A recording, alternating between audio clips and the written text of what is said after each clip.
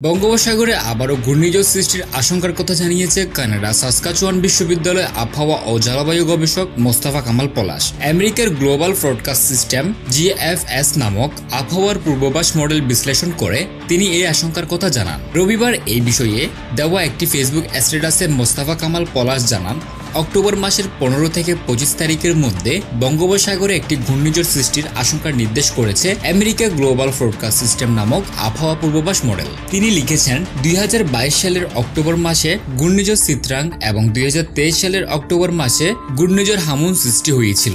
এই দুইটি ঘূর্ণিঝড়ই সরাসরি বাংলাদেশের খুলনা ও বরিশাল উপকূলে আঘাত করেছিল। তবে ঘূর্ণিঝড়টি সৃষ্টি হবে কিনা সেটি নিয়ে নিশ্চিত হওয়ার জন্য অক্টোবর মাসের 5 তারিখ পর্যন্ত অপেক্ষা করতে হবে বলেন জানান তিনি।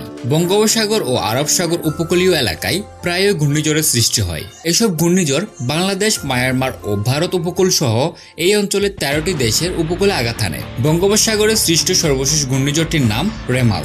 ঘূর্ণিঝড়টি 2024 সালের 26 মে সন্ধ্যায় বাংলাদেশ ও পশ্চিমবঙ্গের উপকূলে আঘাত হানে। 27 মে সকাল নাগাদ স্থলভাগ অতিক্রম করে এটি। খবর বাংলা 24 ডেস্ক নিউজ।